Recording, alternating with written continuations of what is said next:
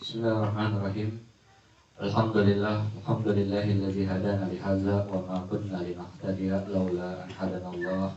May yahdihillahu fala mudhillalah wa may yudhlilhu fala hadiyalah. Asyhadu an la ilaha illallah wahdahu la syarikalah wa asyhadu anna Muhammadan abduhu wa rasuluhu la nabiyya ba'dahu. Yang sama-sama kita hormati, kita muliakan guru kita, orang tua kita, yaitu Habib Muhammad Mahathir Segar beserta keluarga besar beliau. Kemudian yang saya hormati, saya muliakan para ustadz, Ustadz Sofi, Ustadz Zaki, dan yang lainnya. Kemudian saudara-saudaraku yang insya Allah semuanya dimuliakan oleh Allah Subhanahu Wa Taala. Amin ya rabbal alamin. Alhamdulillah, malam hari ini kita henti-hentinya memanjatkan puja dan puji syukur kehadirat Allah Subhanahu Wa Taala. Mudah-mudahan lantaran kita memanjatkan rasa syukur kita kepada Allah, mudah-mudahan kita menjadi bagian dari orang-orang yang bersyukur. Karena Allah berfirman di dalam Al-Qur'anul Karim, wa qalilun minasyakirin. Cuma sedikit orang-orang yang bersyukur. Mudah-mudahan kita menjadi bagian orang-orang yang bersyukur. Amin Allahumma amin. Karena terus terang kadang kita ketika susah, ya, kita mengeluh, ketika kita senang, kita lupa bersyukur kepada Allah Subhanahu wa Ta'ala. Makanya Allah kisahkan seorang manusia mulia pilihan Allah yang bernama Nabi Sulaiman. Kadang-kadang memang benar ketika kita senang, ketika kita ada, kita lupa untuk bersyukur. Makanya dikisahkan dalam Al-Quran Al-Karim suatu ketika Nabi Sulaiman alaihi salam bisa memindahkan istana Ratu Balqis hanya dalam hitungan detik, karena kedipan mata. Cuma kedipan mata, nggak nyampe mata Nabi Sulaiman berkedip, istana Ratu Balqis bisa dipindahkan untuk menaklukkan Ratu Balqis beserta para pengikutnya. Dan ketika itu dipindahkan berhasil, Nabi Sulaiman nggak serta-merta sombong, nggak serta-merta lupa kepada Allah Subhanahu Wa Taala. Beliau malah mengucapkan syukur dengan kalimat hadza min fadli rabbi liyabluwani aashkuru am akfur. Faman syakara fa innallaha ghaniyyun karim. Saudaraku semua, Nabi Sulaiman berkata, ini semua ya anugerah Allah yang diberikan kepadaku. Liyabluwani, untuk menguji apakah saya ini bersyukur atau enggak. Karena kalau kufur, ya hakikatnya kufur kepada Allah Subhanahu wa Ta'ala. Tapi kalau bersyukur, sesungguhnya Allah Maha Kaya dan Maha Mulia. Itu sebagaimana difirmankan dalam Al-Quran Al-Karim.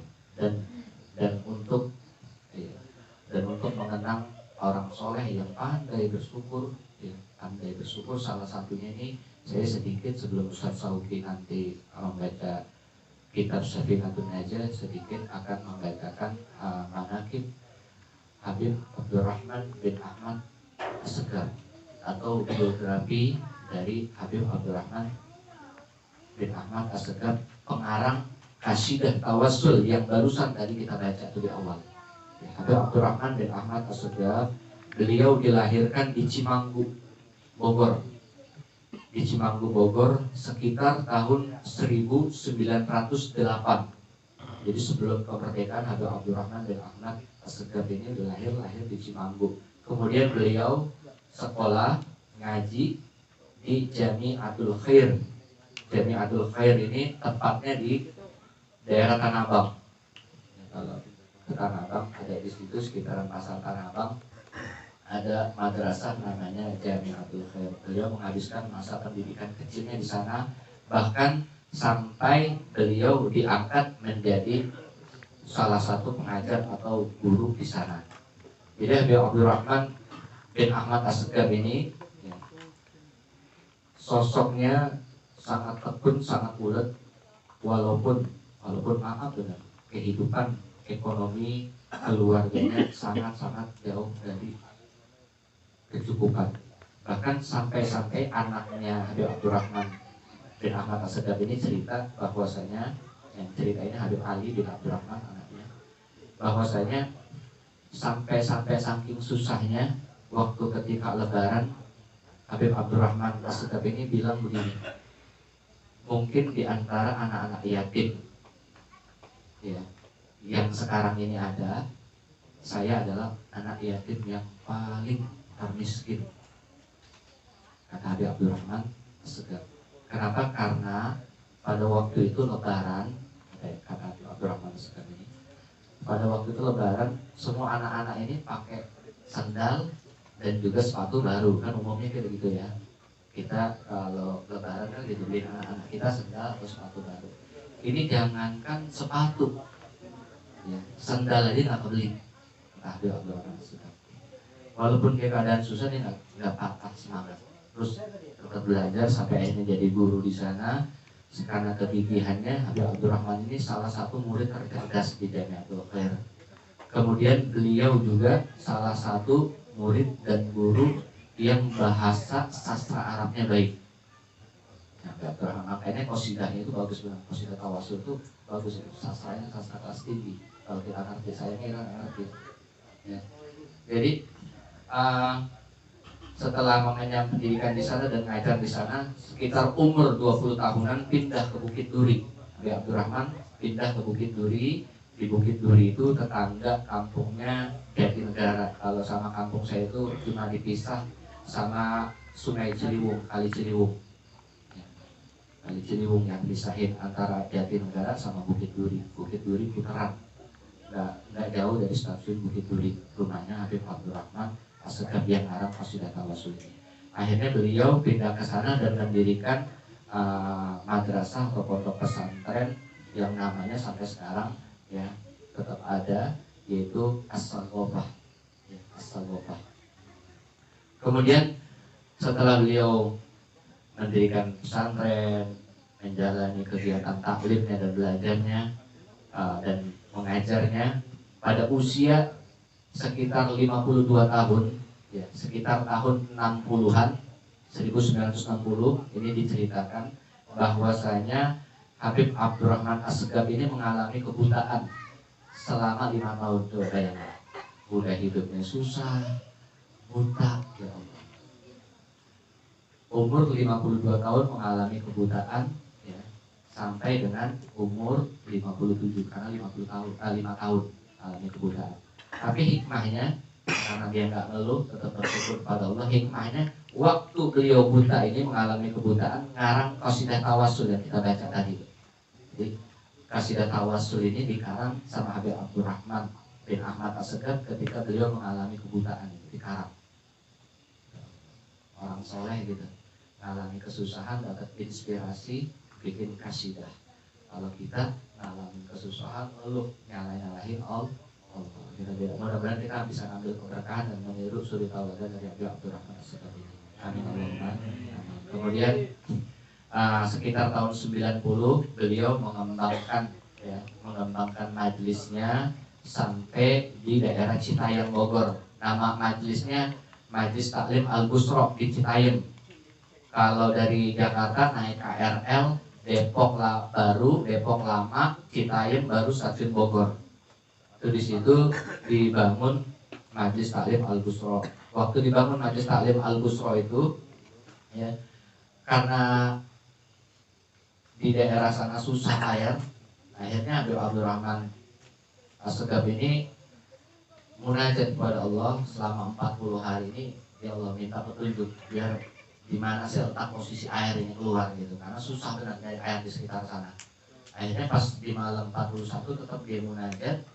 Pas besokannya di hari yang ke-41 datang, ini diceritakan salah satu karomahnya Habib Abdurrahman As-Segaf ini, datang seorang laki-laki bawa pacul, bawa cangkul, nggak taunya dia macul-maculin dekat depan rumahnya Habib Abdurrahman As-Segaf yang ada di Citayam ini. Macul-maculin, nggak tahu, cuma pacul-maculin sedikit.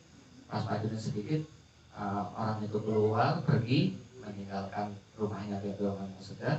Tahu-tahu dari yang tanah yang dipacul itu keluar rembesan air. yang sampai sekarang sumurnya itu masih dimanfaatkan sama warga sekitar Citayam itu, dan juga Majelis Ta'lim Al-Busra. Terus ditanya sama murid-muridnya itu siapa laki-laki yang macul, yang gali-gali tanah itu. Kata Habib Abdurrahman As-Segaf, yang gali megang pacul tadi itu Syekh Abdul Qadir Jailani. Di luar nalar kita, di luar nalar kita. Padahal Syekh Abdul Qadir Jailani dulu meninggal dulu lama. Tapi bagi Allah gak ada yang gak mau mungkin, bagi para kekasih Allah Subhanahu wa Ta'ala.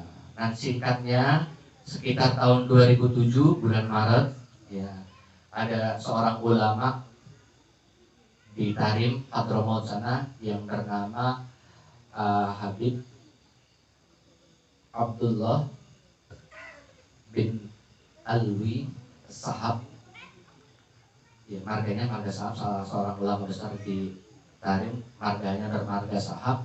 Itu mimpi, jadi mimpi ketemu Rasulullah Shallallahu Alaihi Wasallam, wajahnya ini mirip sama Habib Abdurrahman As-Segaf ya. Terus ngabarin sama santri-santri di Tarim, kasih kabar kalau misalnya di keluarga di Jakarta itu kalau anak-anaknya Habib Abdurrahman As-Segaf dikasih kabar, tolong kasih kabar jangan jauh-jauh ya dari Habib Abdurrahman As-Segaf. Benar, pas disampaikan berita itu di Jakarta, dikasih kabar ke anak-anaknya Habib Abdurrahman As-Segaf, suruh jagain bapaknya Habib Abdurrahman As-Segaf, gak lama meninggal dunia ya. Itu sedikit kisah dari Habib Abdurrahman As-Segaf, pengarang qasidah Tawassul. Jadi meninggalnya di bulan Maret tahun 2007. Tahun 2007. Berarti berapa tahun yang lalu itu? Tinggal dikuranginnya tahun 2021. Tahun 2007, sekitar 13 tahun yang lalu ya, sebelum saya nikah, sebelum saya hijrah sini, beliau meninggal dunia. Dan itu sampai-sampai ini saking banyaknya orang yang nganterin jenazah almarhum Habib Abdurrahman As-Segaf ini, jalan tol Jagorawi itu penuh sama motor, sama orang yang jalan kaki, penuh sama mobil. Jadi motor yang tadinya nggak bisa masuk tol, waktu Habib Abdurrahman As-Segaf meninggal, motor itu masuk tol, terobos semua. Saking penuhnya orang yang ngikut nganter untuk menguburkan jenazah almarhum dari Habib Abdurrahman As-Segaf. Mudah-mudahan kita mendapatkan keberkahan dari beliau dan juga bisa mengurus segala suri taulah dan beliau. Amin Allahumma. Mungkin itu sedikit biar kita tahu siapa yang arang qasidah Tawassul kita.